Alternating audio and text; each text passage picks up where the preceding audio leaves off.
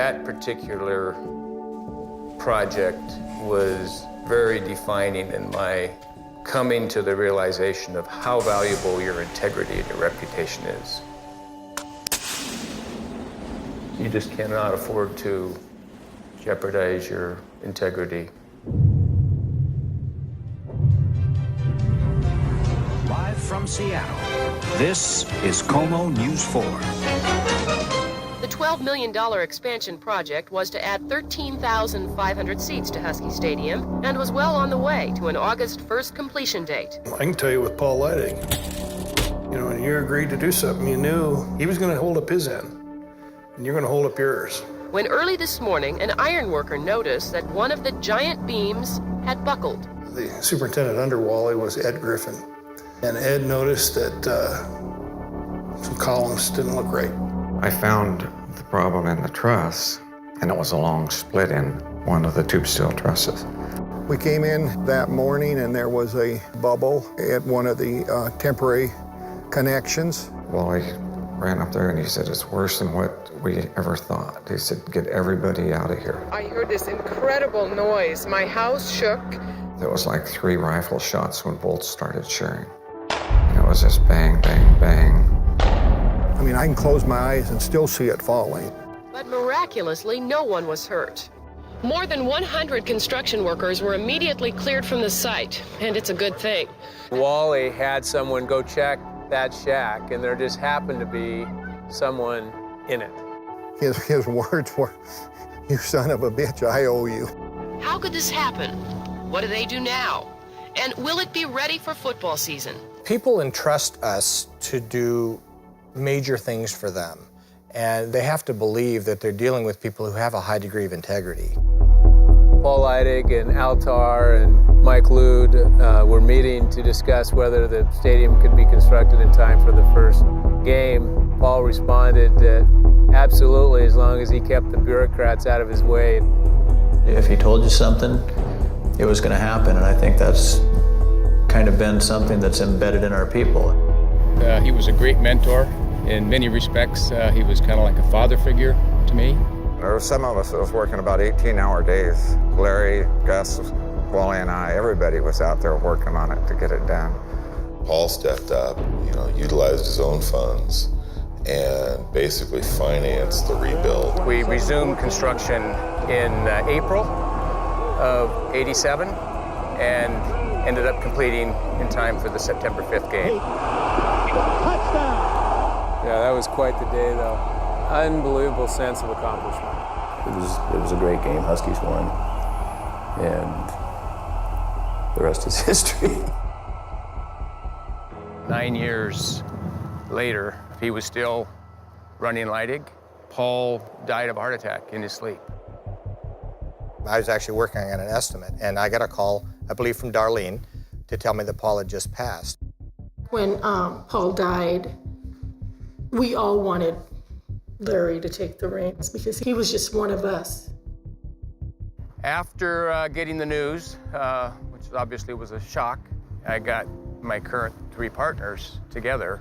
And he said that he'd like to do this, but he wanted to make sure that he had, his partners, the people that he would want to build this company with, and that was me and Gus and Mark.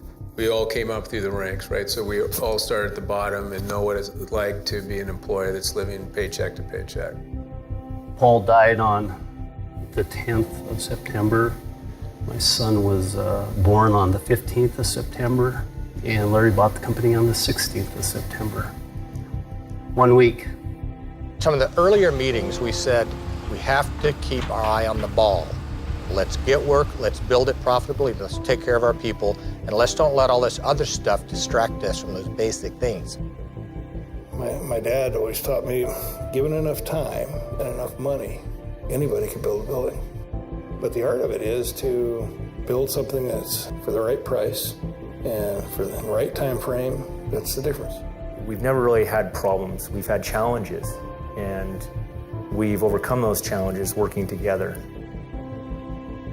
We had great success. We did well. We just continued to grow year over year until 2008, which was I believe it is our biggest year. 2008, 2009 came along, you literally went after everything that was out there because the amount of projects available dropped significantly. And we still didn't really feel like the recession had hit us early on, but we knew that it was only a matter of time before that backlog was worked off, and there was uncertainty. There were big decisions that had to be made that affected people's lives. It's the first time we had to lay off people. I mean, worst, by far the worst day of my life. You know, that when we had to lay those people off, that was the only time in the history of the company that ever happened. And so that was hard. That was a hard pill to swallow. When we went through the actual layoff, we made a conscious decision that we have to trust our people at a higher level. And so we decided that we needed to push down what we call authority with accountability. We said that the VPs used to do this. Now, the guy a level or 2 levels below is going to do that. And then we told everybody, we're giving you guys more authority. I've been in the construction industry a long time, and for years I've always said, well, I worked on that project, and I built that building, and I was involved in this project. You know, since I've been here, I hope that is more about I had an effect on this group of people, or that individual was able to rise up and do something great with their career. When I see that our people step up and own the issue, own the challenge, knowing that, you know, that it's difficult, they raise a notch in my book. There wasn't any 1 or 2 or a handful of really big jobs. There wasn't a new market necessarily that we penetrated kind of right after that. It was, we hunkered down. If you don't have a little bit of pain, how do you grow? Aren't tested with a little fire in your career. You don't feel the fire and you don't feel the heat. How do you get better? If we're really fulfilling business partner and employee needs at the level that we expect ourselves to, that's a huge responsibility. To me, if you look at all those, I mean, honesty, fairness, quality, none of those come easy.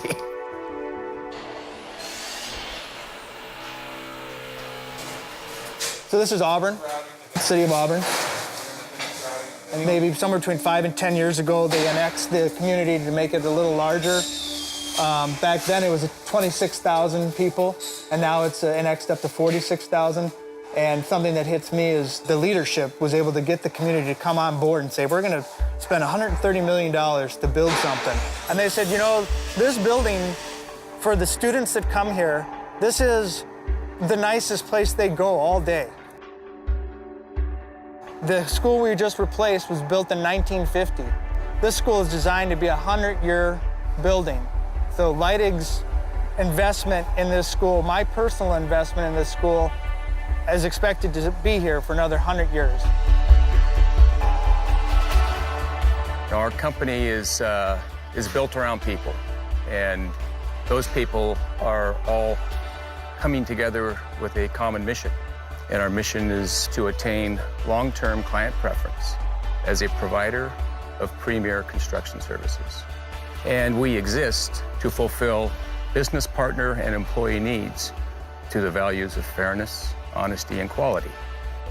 We don't want to be simply acceptable to our customers. We want to be preferred.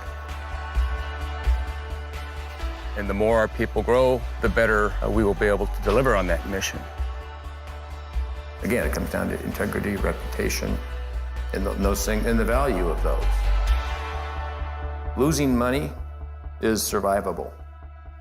Losing your integrity and your reputation, I do not believe is survivable.